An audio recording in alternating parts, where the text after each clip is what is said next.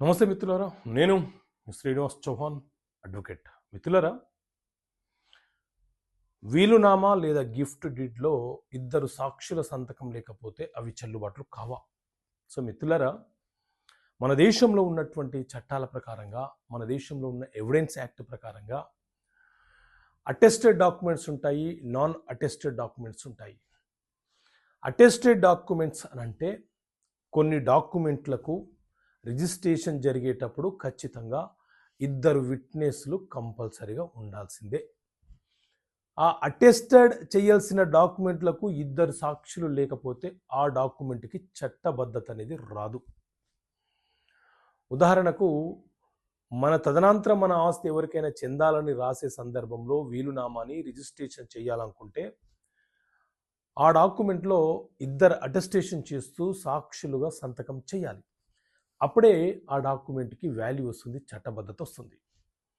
అదే మన ఆస్తి మనం ఎవరికైనా గిఫ్ట్ డీడ్ ఇచ్చేటప్పుడు కూడా ఇద్దరు సాక్షులు అటెస్టేషన్ చేస్తేనే ఆ డాక్యుమెంట్కి చట్టబద్ధత వస్తుంది. కొన్ని నాన్ అటెస్టెడ్ డాక్యుమెంట్స్ ఉంటాయి, వాటిలో ఇద్దరు సాక్షులు లేకపోయినా ఆ డాక్యుమెంట్ అనేది చెల్లుబాటు అవుతుంది.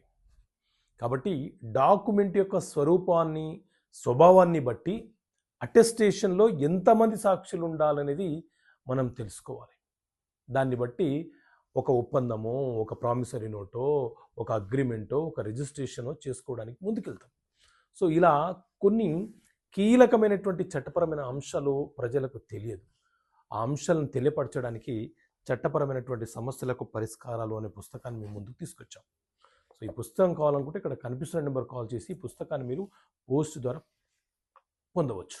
సో మిత్రులారా, ఈ పుస్తకాలు మీకు అందించడానికి గల కారణము చట్టాల మీద ప్రజలకు అవగాహన ఉండాలి.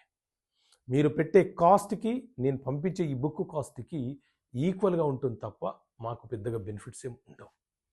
పోస్టల్ ఛార్జెస్, ప్రింట్, జిఎస్టీ, అలాగే డిటిపి, తెలుగులో డిటిపి డ్రాఫ్టింగు, ఇదంతా వర్క్ చేయనికే మ్యాన్ పవర్. ఓకే మిత్రులారా, థ్యాంక్ యూ.